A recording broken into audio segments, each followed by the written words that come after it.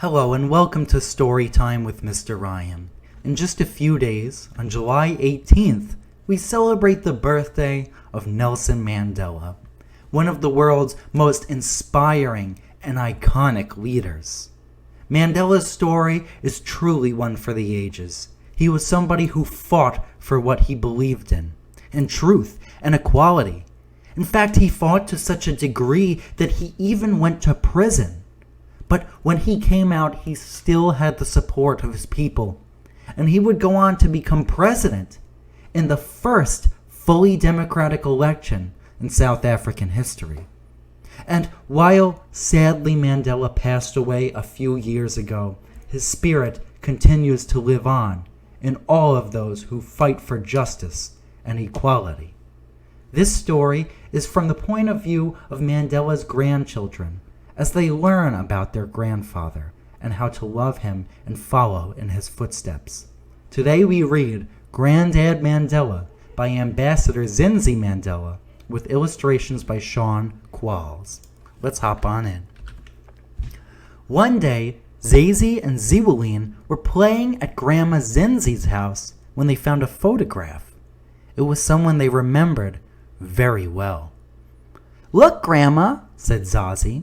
"We found a picture of Grandad Mandela. Can you tell us about him again?" "Of course," Grandma Zindzi replied. "As you know, Grandad Mandela was my father, but he went to jail when I was only 18 months old." "Why did Grandad go to jail?" asked Zazi. "He went to jail because he was fighting against apartheid. Apartheid was a law in South Africa that separated black people and white people and said that white people were better. Grandad was fighting for us all to be equal. You know, like we say, 'I love you lots like jelly tots. We are different colors, but we all taste the same.'" "Uh-huh," said Zazi. "That's what Grandad Mandela, was fighting for." "Did Grandad have to have his birthday in prison?" asked Ziwelene. "Yes, but he wasn't allowed to have a party. We had to celebrate it for him outside. Big Mummy still had their wedding cake, which they never had time to cut when they got married. Every year on his birthday, she would bring it out, light a candle, and say a prayer." "Grandma, where were you when he was in prison?" asked Ziwelene. "I was left at home in Suez with Big Mommy and my sister Zinani." "Did you like it?" asked Zazi. "It was hard. We weren't allowed to live in the same places as white people, and our houses, schools, and hospitals weren't as good as theirs. And when black people and people of color said it wasn't fair, the police were very harsh." "But why did the white people start making everybody's lives sad?" asked Ziwelene. "It's because white people were taught, under colonization and apartheid, to hate," said Grandma Zindzi. "They were taught that they were better than black people." "Did they make your lives sad too?" asked Ziwelene. "Yes," Grandma Zindzi replied. "Every time Big Mummy sent us to school, the apartheid police would come and throw us out. Even if we changed our names and pretended we were someone else, they would still find us. So when I was 5 and Zinani was 6, some kind people helped us to go to a boarding school in Swaziland. We only came home in school holidays to see Big Mummy and the rest of the family." "That's sad," said Zazi. "You know, Zazi," said Grandma Zindzi, "you don't have to be too sad. Do you know what Big Mummy used to teach us? She said, 'I don't want to see you cry, because then the enemy will be happy. I want to see you strong. You must hold your head up high.' Big Mummy and Grandad Mandela were strong people because of how they grew up." "I've got a question about that," said Ziwelene. "Where was Big Mummy born?" "Winnie Mandela was born in Bizana, which is near the Wild Coast. She was born amongst the Pondo people, who produced the best warriors in history. Granddad comes from the Tembu people. They are both from royal families. Ooh, said Zazi. Royal? Yes, said Grandma Zindzi. Where did Granddad Mandela grow up? Asked Zazi.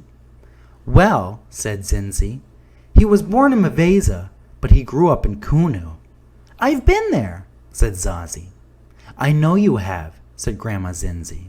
When he grew up, Granddad lived in a traditional home, made out of clay, with a thatched roof. He had to get water from the river and cook in pots on the fire.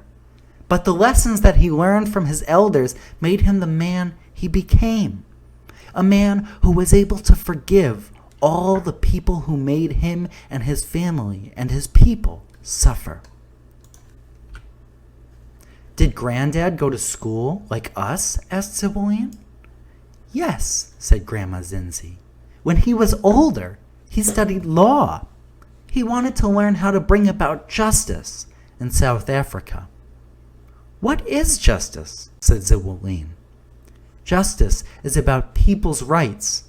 It means you have to ask, what is right for everybody? What is fair? Granddad didn't think what was happening in South Africa was fair. Were other people wanting justice too? Said Ziwelene. Yes. Granddad wasn't the only one who felt that apartheid was wrong, said Zindzi. The whole world said that it was evil, and black people didn't like the way they were treated. When white people would tell them that they weren't good enough, they wanted to fight. They thought if Granddad and Big Mommy could fight and even go to prison to get justice, then they could too. Why did the government make Granddad stay in prison for so long? Asked Ziwelene. They kept him in prison because they were hoping that the longer he stayed, the more tired he would become, and he would give up fighting for his people. But he didn't. And they hoped that people would forget him and what he stood for. But they didn't. Big Mummy, me, and many other people carried on fighting for freedom. All of these people kept Granddad's spirit alive. Did Granddad have a plan to escape from his prison? Asked Ziwelene. No, he never tried to escape, said Grandma Zindzi. He wanted to be in South Africa, to fight for his people. No one was going to force him to leave his country. It was important to him that people knew he was there. He knew that out of prison, all over the world, people were pushing harder and harder for him to be free. And eventually, Granddad was released. Were people happy? Asked Zazi. People were so happy, said Grandma Zindzi. They were lining the streets when we drove out of the prison gates. It took Granddad so much time to get back to Soweto because all the streets were blocked. It was raining heavily, but people were sleeping in the streets just so they could see him. There was singing and dancing. Everyone was so happy. Everyone? Said Ziwelene. All South Africans, black and white, said Grandma Zindzi. What did Granddad do when he became president?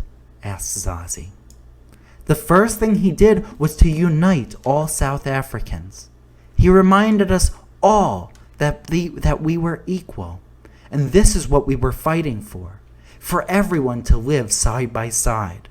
No one person was better than another. He made sure that everybody could go to the same schools. Everybody could live where they wanted to live. We could all go to the same hospitals. So apartheid was over? Asked Ziwelene. That's right. And do you know how he did it? He got his enemies to sit with him around a table. That must have been hard, said Zazi. But Grandma Zindzi had a question for them both. Do you know what Ubuntu means? She asked. I think I used to, said Zazi. It means I am because we all are, said Grandma Zindzi. This is what we believe as African people. We believe in treating people the way we want to be treated. This is what inspired Granddad to fight for his people, and what helped him to forgive his enemies, too. Do you miss Granddad Mandela? Asked Ziwelene. Of course, said Grandma Zindzi. But I know a good way to remember him. Do you know what volunteering is? Yes, said Zazi. We volunteer to say we care about everyone, to make them feel happy and not make them feel like they don't belong anywhere. That's right, Zazi, said Grandma Zindzi. Do you know what that means? What? Said Ziwelene. You are both doing the same thing as Granddad Mandela. Well, thank you guys so much for watching. I really hope this story inspired you, if anything, to learn a little bit more about Nelson Mandela. What a truly amazing figure. I hope you enjoyed this story. Please feel free to check out my other stories on this channel, especially if you like this one, you might like some of my Great Person series as well. And if you're looking for fun activities you can do from home, go ahead and check out veronalibrary.org/children. Well, until next time, I'll be seeing you. Thanks for joining us. Bye-bye.